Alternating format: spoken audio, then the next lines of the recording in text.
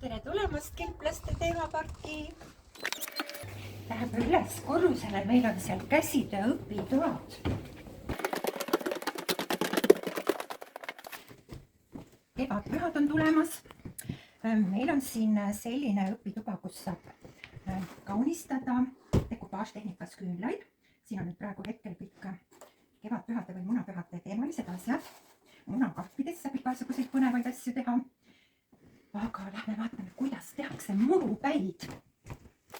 Murupeade tegemiseks läheb meil kindlasti vaja ühte sokki, aga võib ka mingi vana sukapüksid lõigata sellise paraja jupi, aga siis peab kindlasti vaatama, et ta oleks ikkagi terve, et meil pärast siit ei hakkaks välja pudisema seeme, muruseeme.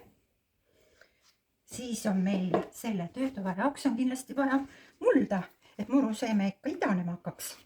Ja meil on siin ka saepuru, sest saepuru hoiab niiskust ja muruseeme ei hakka ju muidu idanema, kui tal niiskust ei ole. Ja kastna peab siis ka muidugi.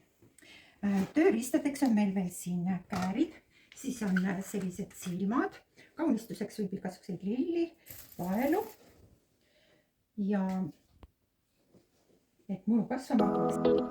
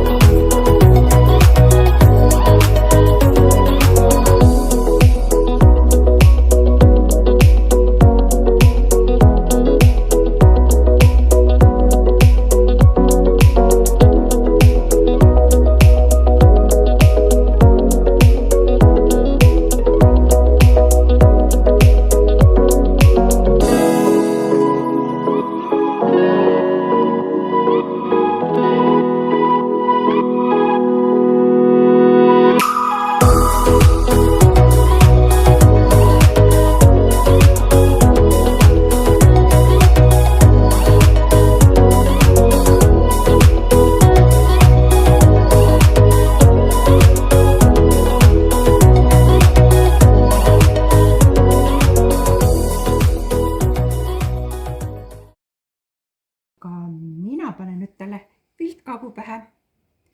See ei ole küll eriti otstarbekas. Kilplased viskavad niimoodi villast ehk teevad nalja, aga otstarbekas ei ole sellepärast, et siis ei hakka ju muru kasvama, muru tahab valgust saada.